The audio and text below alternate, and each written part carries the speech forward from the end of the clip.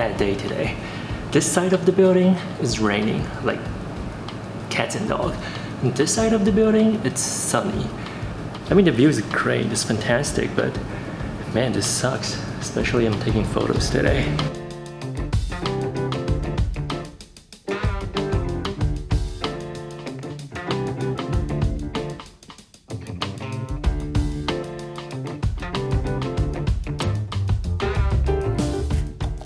I'm gonna have to pack up some lens and then head to this portrait photo shoot with my friends.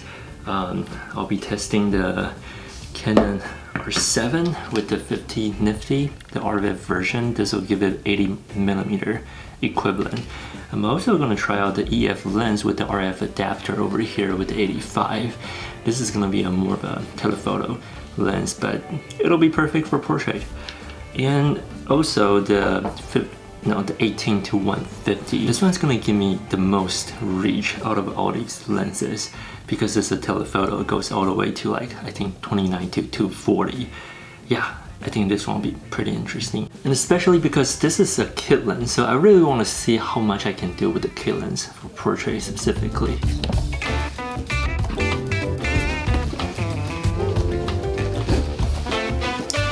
I'm really not a big fan of like opening up the bag and try to organize on the side.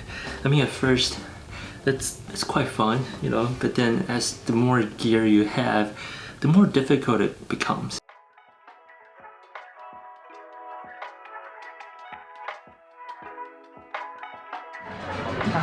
Oh, Vicky, Jason. Hi.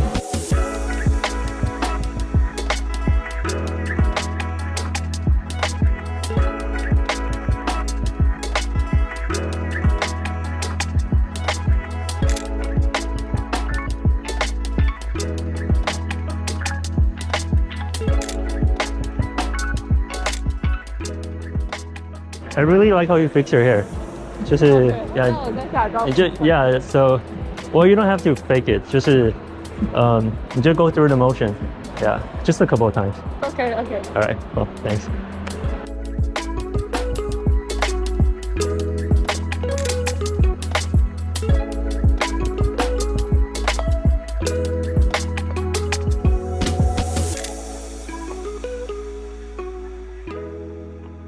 Can you just kind of like walk against the rail and just like going upwards, and then I'm gonna be right there.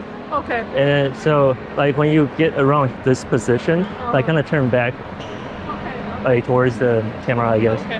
All right, cool. Let's wait for them. Okay.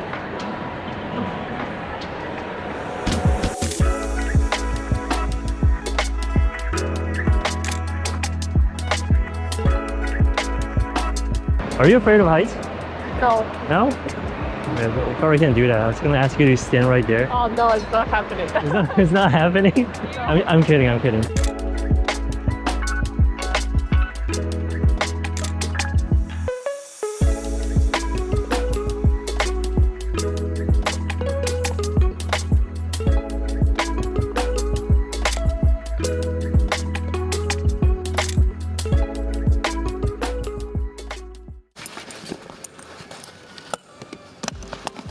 Alright, so earlier I was using the Canon R7 with the 50mm. It was about 80mm and it was a bit too tight, so I switched to the 18 to 150. Hopefully this is wider with the 29mm and I can reach to 240mm if I want to. And I'm actually in shock that there's no one here today. Like literally no one.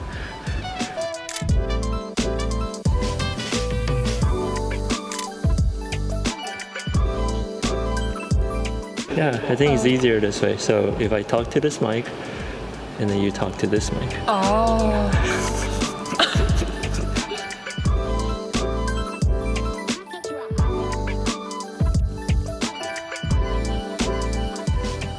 The 18 to 150, it's still a little too tight for me, at least for this location, because I really want to get all that, like the architecture part of the building in the frame. So I think I want to switch to this 15 to 35, and 15 with 1.6 will be around like 24mm.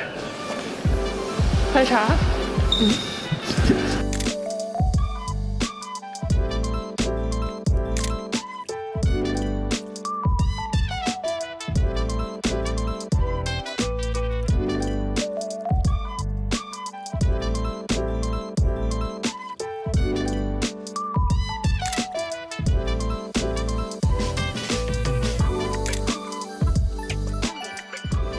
The first lens I started today was the 50mm RF lens, which is about 80mm equipped. I realized that I haven't been using any focal length above 50mm to shoot portrait for a while now. So it took me a couple of photos to warm up my sense of distance to the subject. But I have to say though, portraits taken around the 85mm and above does give that balanced compression. And I was able to tune out most, if not all, the distractions in the frame. And soon enough, I was reminded again why I prefer shooting wider for portraits. There's really no right or wrong answers to this, just personal preference. And every lens has its own unique style. But to me, shooting portraits with a telephoto lens often ends up with very similar photos despite the different location it was taken at. Of course, this is not 100% of the time, but I found myself going back to the kit lens because of the wider focal length it provides. Out of all 3 lenses today, I've tried the 50 and the 18-150